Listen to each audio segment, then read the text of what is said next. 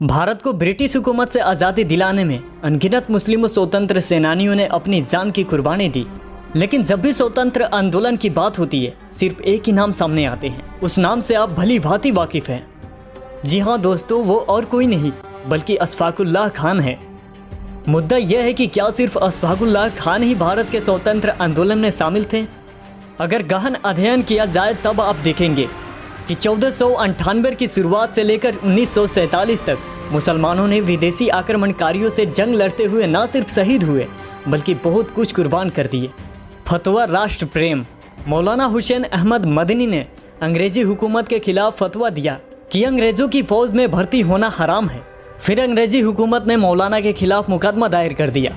सुनवाई में अंग्रेज जज ने पूछा, क्या आपने फतवा दिया है कि अंग्रेजी फौज में भर्ती होना हराम है?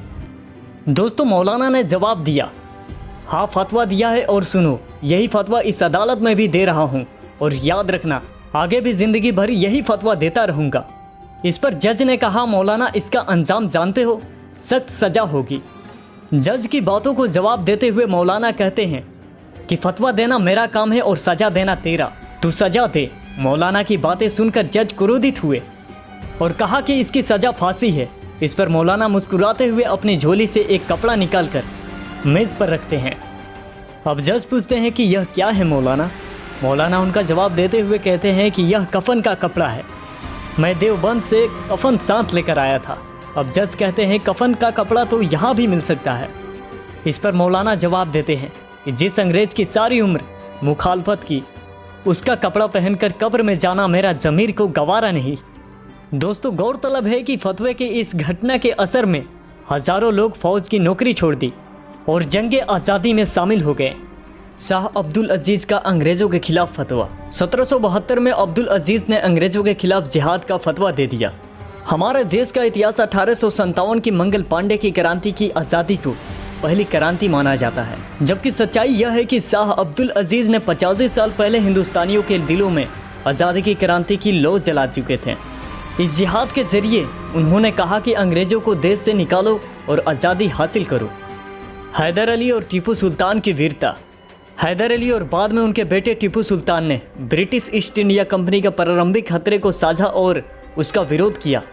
दोस्तों, टीपू सुल्तान भारत के इतिहास में एक ऐसा योद्धा भी थे जिनकी दिमाग, सूझबूझ और बहादुरी ने कई बार अंग्रेजों को घुटने टेकने पर मजबूर कर दिया। अपनी वीरता के कारण ही वह शेरे मैसूर कहलाए। अंग्रेजों से लोहा मनवाने वाले बादशाह टीपू सुल्तान ने ही देश में अंग्रेजों के जुल्म और सितम के खिलाफ बिगुल बजाया था और जान की बाजी लगा दी, मगर अंग्रेजों से समझौता नहीं किया। टीपू अपनी आखिरी सांस तक अंग्रेजों से लड़ते लड़ते शहीद हो गए। टीपू की बहादुरी को देखते हुए पूर्व राष्ट्रपति एपीजे अब्दुल कलाम ने उन्हें विश्व का सबसे पहला रॉकेट आविष्कारक बताया। गद्दर आंदोलन। गद्दर शब्द का अर्थ होता है विद्रोह। इसका मुख्य उद्देश्य भारत में क्रांति लाना था, जिसके लिए अंग्रेजी नियंत्रण से भारत को स्वतंत्र करना आवश्यक था। गद्दर पार्टी का हेडक्वार्टर सैन फ्रांसिस्को में स्थापित किया गया।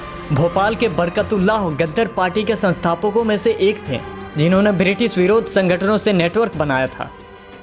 गद्दर पार्टी के शाह रहमत ने फ्रांस में एक भूमिगत क्रांतिकारी के रूप में काम किया और 1915 में असफल गद्दर विद्रोह में उनकी भूमि के लिए उन्हें फांसी की सजा दी गई।